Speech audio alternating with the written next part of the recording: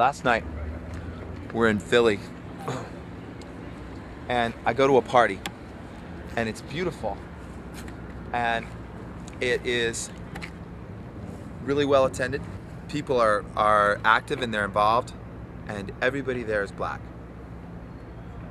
Then I go to another party at Temple, and everybody is white, just as eager and attentive, and there are 5 black kids, and they're all sitting together.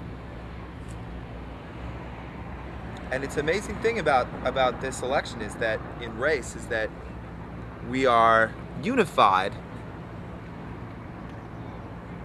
in desire to make this presidency happen, but we're not integrated. We're not. There's still a huge sense of us and them. And I hope that part of what this presidency will do is get people to realize that there is no us and them. There's just us. That's the challenge and the purpose. Is to change the pronouns. Them. They. Us. Just make it us. I'll tell you one other thing about race, and what I hope will happen is that we can change the pronouns from us and them to just us, because that's the reality of it. And I also think this has actually been faced before. This was faced by John Kennedy, because shortly before him, I mean, you know, an Irish Catholic who's this whole fears of the Irish guy, you know, and that he's going to be under the thrall of the Pope. And I hope that in terms of race, that the achievement of an Obama presidency will be that race matters.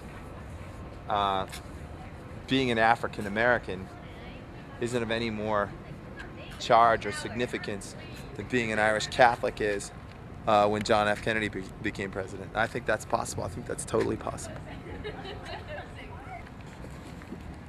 I think that's one of the things that showed me how utterly separated we are, and I didn't know that, because I come from California, and I grew up in an integrated school, and I had all kinds of different friends who had all kinds of different religions, and I wasn't subject to the kind of separateness that you'll see somewhere in some parts of America.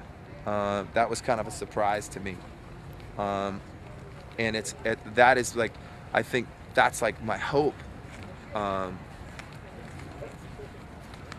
that this presidency can bring on.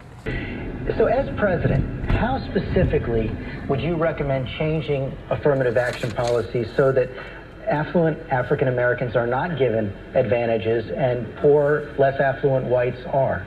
Well, I think that the basic principle that should guide discussions, not just of affirmative action, but how we are admitting young people to college generally, is how do we make sure that we're providing ladders of opportunity for people?